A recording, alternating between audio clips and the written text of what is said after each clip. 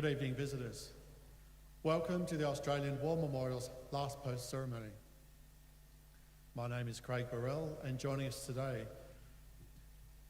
and welcoming the family of Private Stanley Richard Glanville, whose story will be told shortly, by Warrant Officer Class 2 Michelle de Friskbaum from the Australian Army, who is a member of Private Glanville's family. We also warmly welcome the contingent of officer cadets also attending this evening's ceremony. We welcome the veterans who have served, those that are still serving, and the families that support them. We acknowledge the members of RSL and Services Clubs Association, RSL Victoria, and RSL Queensland, who are watching the broadcast of this ceremony across Australia. During this evening's ceremony, wreaths will be laid at the base of the pool of reflection by family and visitors to the memorial. If you are able, please stand and join in singing the national anthem.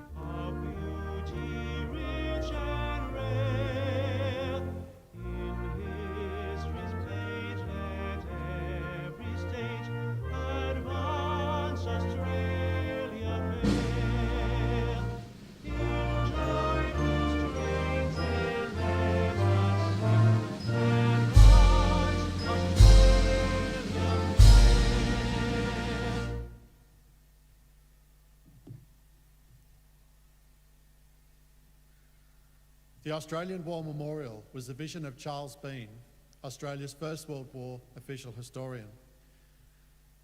Bean landed with the Australian troops on Gallipoli and stayed with them at the front through to the end of the war. The idea of this national memorial and museum came to him at Pozières, France, in the depths of the bloody fighting of 1916. Bean's idea was that this would be a place where families and friends could mourn their loved ones buried in faraway places. It would also be a place that could help all Australians understand what these men and women had endured and what they had done for us. Bean's vision, to which we remain true, is best expressed as inscribed in the entrance to the memorial's galleries. Here is their spirit, in the hearts of the land they loved, and here we guard the record which they themselves made. Tonight, we will read the story behind just one of those on the Roll of Honour, which lists the names of more than 102,000 men and women who have given their lives for us in war and on operations for more than a century. But first, we present a lament, Flowers of the Forest. Wreaths or floral tributes will now be laid at the base of the pool of reflection.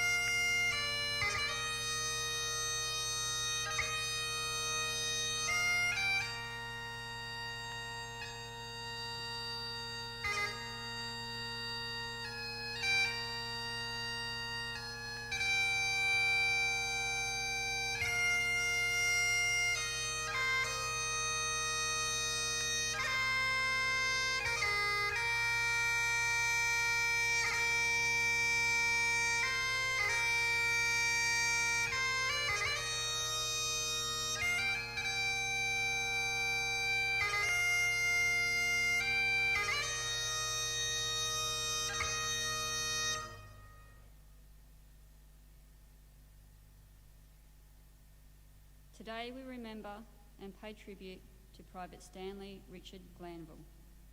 Stanley Glanville was born on the 26th of August 1892 to Patrick and Sarah Glanville of Gullen, New South Wales. His father worked for the Shire Council as a road worker for many years, while his mother stayed at home with a large family. In 1909, an hour after giving birth to her 12th child, Sarah Glanville died of heart failure. After the death of his first wife, Stanley's father took up farming and in 1912 married Mary McSorley. Stanley Glanville attended the Gullen Public School and went on to work as a labourer in the district his father had grown up in. He was reportedly highly respected and most popular in the Gullen district. In November 1916, Stanley Glanville went to the Goulburn Drill Hall to enlist in the Australian Imperial Force. His brother Jack had enlisted 3 months earlier and had been posted to the 2nd Battalion. Stanley was posted to the 56th Battalion and after a period of training in Australia, left for active service overseas in January 1917.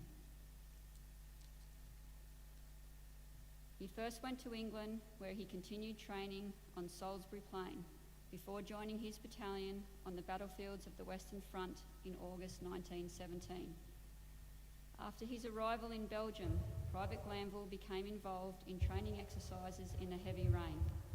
After weeks of preparation, the 56th Battalion took part in the Battle of Polygon Wood, a small yet successful battle which was notable for securing its objectives with relative ease. Glanville came through unscathed and remained with his battalion throughout the winter of 1917 and 1918. In 1918, the Germans attacked, pushing the Allied line back several miles in a number of places. In April, the 56th Battalion was training near the French village of Villers-Bretonneux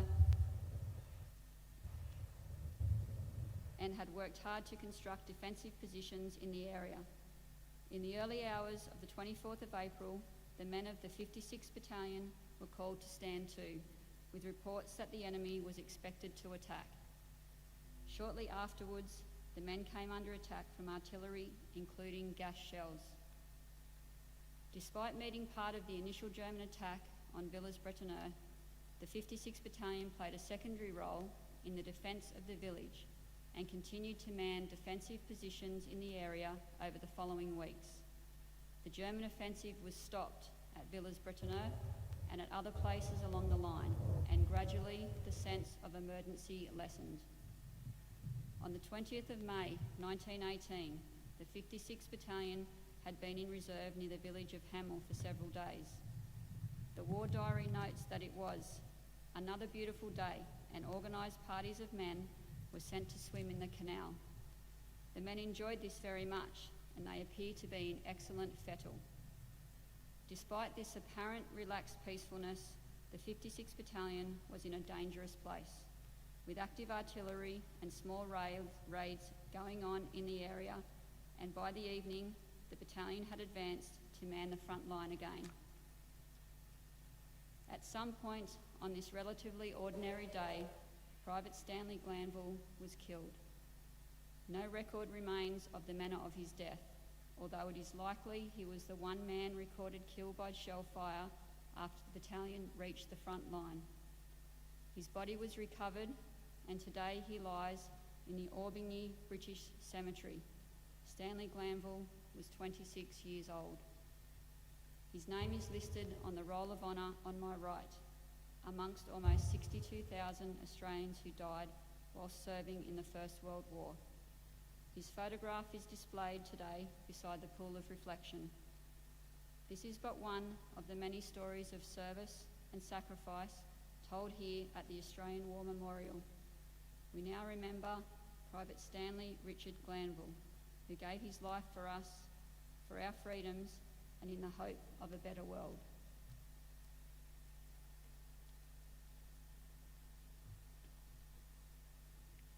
Please stand for the ode and the sounding of the last post.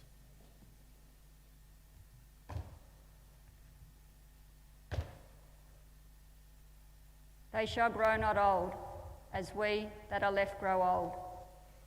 Age shall not weary them, nor the years condemn. At the going down of the sun and in the morning, we will remember them.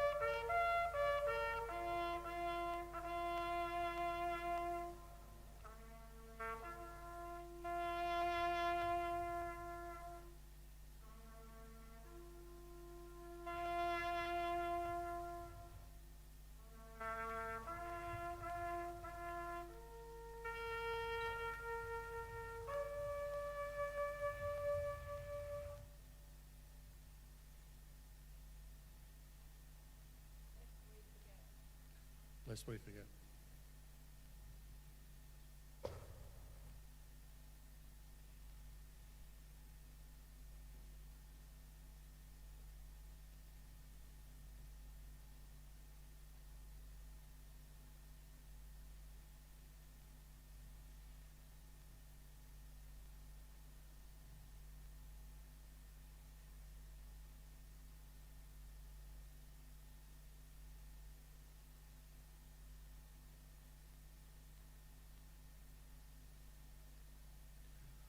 We leave you this evening with the words of the memorial's founder, Charles Bean. Many a man lying out there at Pozieres or in the low scrub at Gallipoli, with his poor, tired senses barely working through the fever of his brain, has thought in his last moments, well, it's over. But in Australia, they will be proud of this. Ladies and gentlemen, that concludes the last post ceremony. We thank you for visiting the Australian War Memorial, and we wish you all a very good evening.